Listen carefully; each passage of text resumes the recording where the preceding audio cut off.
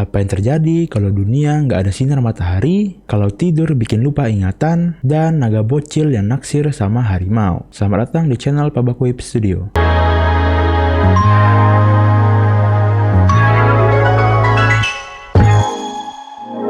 Sesuai yang gue bilang di awal, rekomendasi manga kali ini full dengan cerita aneh, tapi juga nggak kalah seru dan banyak misterinya. Oke, langsung aja ke yang pertama. She is Beautiful. Anak-anak khusus perempuan yang tinggal di sebuah pusat penelitian tanpa adanya orang tua. Di sini mereka hidup kayak orang biasa, sekolah, main, dan berteman. Tapi bedanya mereka nggak pernah ngeliat dunia luar dan ngeliat laki-laki. Semua yang ada di sini juga jadi bagian dari familia atau keluarga. Berawal dari karakter bernama Kurumi yang ngobrol dengan temannya bernama Hikari tentang ulang tahunnya, terus milih masuk kelas yang mana. Di dalam sini, seseorang yang berumur 10 tahun wajib milih kelas, yang mana kalau nilainya bagus, mereka boleh keluar. Kurumi pun milih kelas seni supaya bisa bareng Hikari. Tapi tiba-tiba anak lainnya bernama Sayaka bilang kalau Kurumi nggak bakal bisa masuk kelas seni dengan nilai jelek. Plus dengan alasan biar sekelas dengan Hikari. Pas mau ke kelas lainnya, Kurumi nggak sengaja lihat domnya rusak. Tapi mereka cuek karena udah telat. Selesai masuk ke kelas-kelas yang ada, mereka semua mandi bareng. Sambil cerita tentang pergi keluar. Kecuali Sayaka yang bilang karena bahaya. Setelahnya pas lagi tidur, Hikari ngebangunin Kurumi karena pengen tidur bareng. Abis ngobrol bentar tentang pemilihan kelas, mereka pun lanjut tidur. Paginya Kurumi kaget karena terbangun di tempat lain. Di sebelahnya bukan Hikari dan jadi dewasa. Di tengah kebingungan, tiba-tiba cewek tadi bangun yang ternyata dia Sayaka. Dia pun ngejelasin kalau mereka ada di luar familia. Kurumi mengalami amnesia yang membuatnya dan udah 14 tahun mereka ada di luar.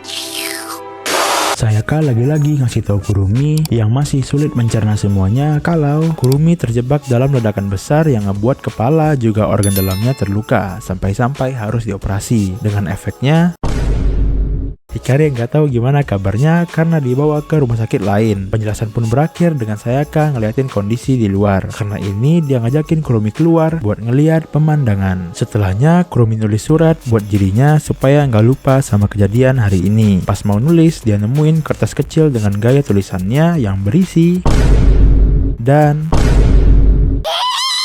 Sayaka pun datang sambil bawa teh, tapi Kurumi yang curiga langsung membuangnya terus lanjut tidur. Besokannya dia bangun dengan mengingat jelas kejadian kemarin dan pura-pura lupa ingatan ketika Sayaka bangun biar nggak curiga. Hal ini dilakuinnya berkali-kali sampai suatu hari Sayaka harus pergi keluar karena ada urusan. Pas udah mastiin dia pergi, Kurumi langsung ngebongkar rumahnya buat nyari paspor. Sampai dia ngeliat kursi yang mirip di familia dulu. Lagi ngecek-ngecek kursinya, dia nggak sengaja nemuin paspor dan uang dari negara yang berbeda-beda.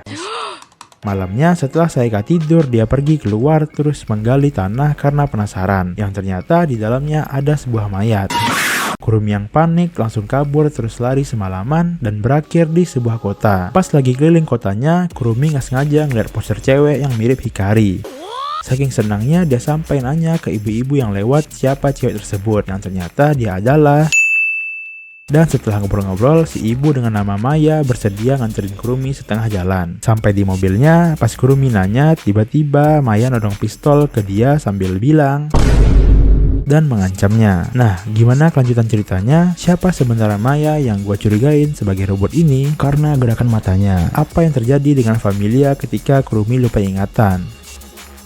She is Beautiful masih ongoing sebanyak 20 chapter. Manga yang dibuat oleh autor yang sama dengan Sasuke Resuden ini punya cerita yang bagus, terlebih plot twist juga misteri yang kedepannya bakal ngebuat pembaca karena lebih gokil lagi. Art yang keren dan karakter-karakter yang bikin penasaran ngebuat manga ini wajib diikutin ceritanya. Yang kedua ada Torawaryu wo Mada Tabenai. Pertarungan sengit antara seekor naga yang dikenal sebagai hewan terkuat juga bisa terbang melawan seekor harimau putih dan berakhir dengan menangnya sang harimau. Pas si harimau mau makan naganya, tiba-tiba dia berubah jadi manusia dan bilang si harimau yang bingung pun juga berubah jadi manusia. Si naga yang mau dimakan sama harimau bilang kalau dia nggak akan dimakan karena Dengan alasan ini, si naga nyuruh harimau buat nyariin dia makanan supaya dia tumbuh besar, dan karena kakinya luka, si naga yang lagi nungguin harimau disamperin gerombolan serigala yang lapar dan di tengah obrolan. Jadi di sini semua binatang bisa bicara, tapi nggak semuanya bisa berubah. Si harimau datang dan langsung melawan para serigala. Pertarungan pun berakhir dengan menangnya mereka, walaupun si harimau terluka. Malamnya, seekor burung hantu nanyain kenapa mangsanya belum dimakan. Setelah dijawab, si burung hantu ngasih tahu kalau karena ini si harimau mencoba memakannya. Naga yang berhasil lepas pun bilang dan berniat pergi, tapi ditahan karena momen ini ngebuat si naga ngajak dia pergi bareng sambil bilang, ketika si naga mengelus-ngelus bulu si harimau, tiba-tiba harimau lainnya datang terus ngajak bertarung buat ngerebutin teritorinya. Pertarungan berakhir dengan menangnya harimau putih. Karena ini harimau tadi berubah jadi manusia dan ngajak dia kawin.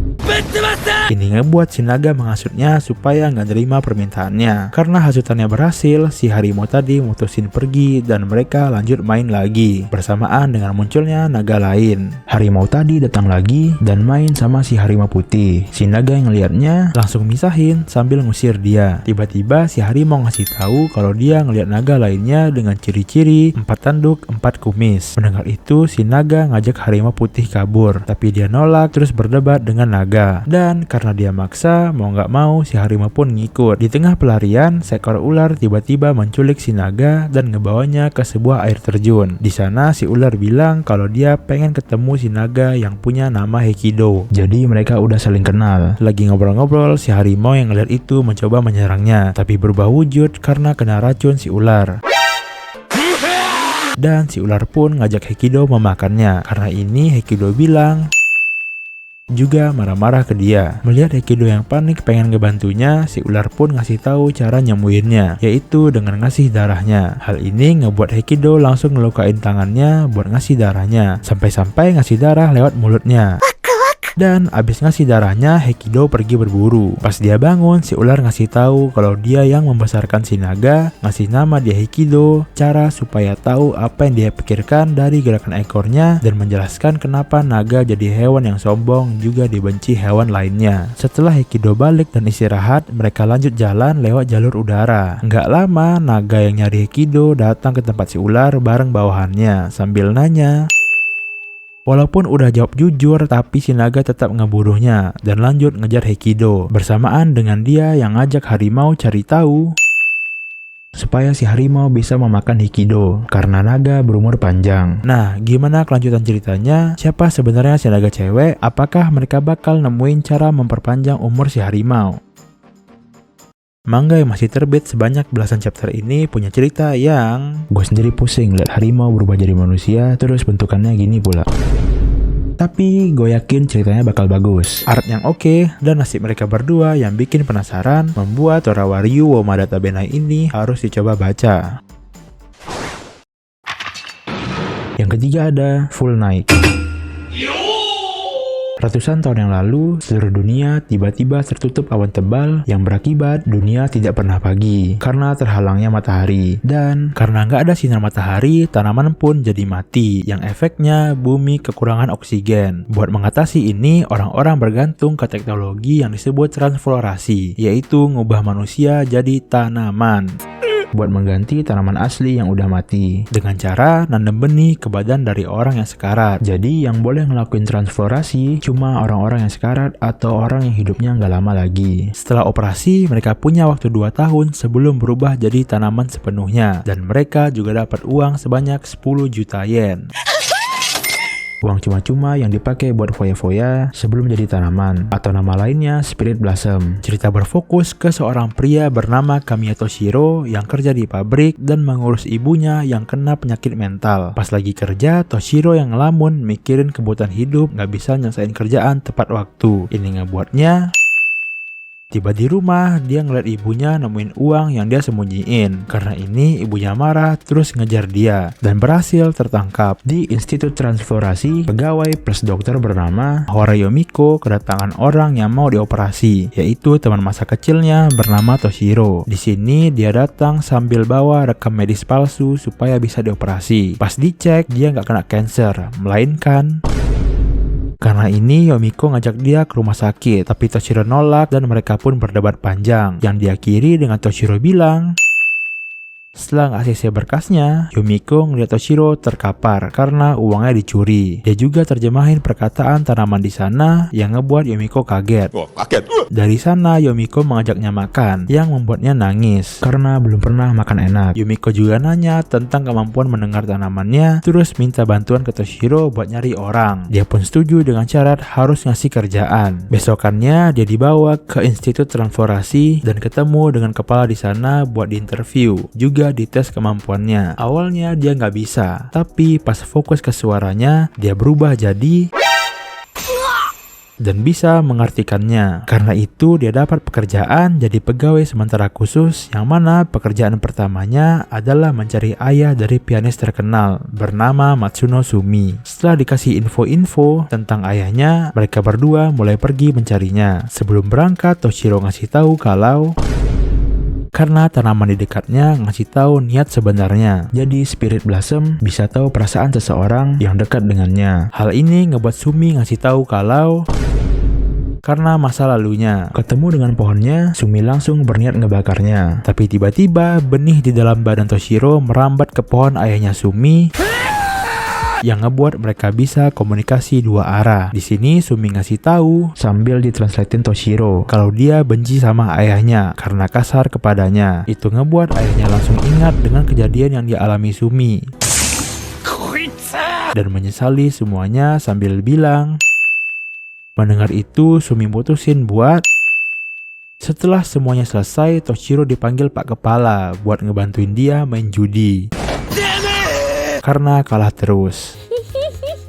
Di tengah game, mereka cerita tentang pembunuhan berantai tanpa ninggalin jejak, dan korbannya terbunuh dengan luka yang sama. Yomiko yang ada di sana curiga kalau pembunuhnya adalah orang yang menjalani transflorasi. Ketika mereka bermain, di tempat yang berbeda, ada makhluk yang lagi manjat gedung sambil ninggalin tangan yang megang permen. Nah, gimana cerita ke depannya? Apa sebenarnya makhluk tersebut? Gimana nasib dunia ke depannya? Full Deck masih terbit sebanyak 29 chapter. Manga yang bisa dibilang creepy karena bentuk-bentuk Spirit Blossom yang nyeremin ini punya cerita yang menarik, art yang unik, misteri dari awan tebal, dan Spirit Blossom yang bikin penasaran, membuat manga ini wajib diikutin ceritanya. Nah, itu dia tadi 3 rekomendasi manga yang mind-blowing dari Pabaku Whip Studio. Next video gue bakal ngasih rekomendasi manga dengan genre action yang masih baru dan dengan cerita yang menarik. Buat kalian yang suka game atau pengen ngobrol-ngobrol seputar anime, manga, dan manhwa, bisa cek ke channel gue yang satunya. Biasanya gue live stream di sana. Atau kalau kalian mau request manga, manhwa, atau mungkin anime, bisa komen di kolom komentar. Terima kasih sudah menonton. Jangan lupa like, share, dan subscribe. See you on the next video.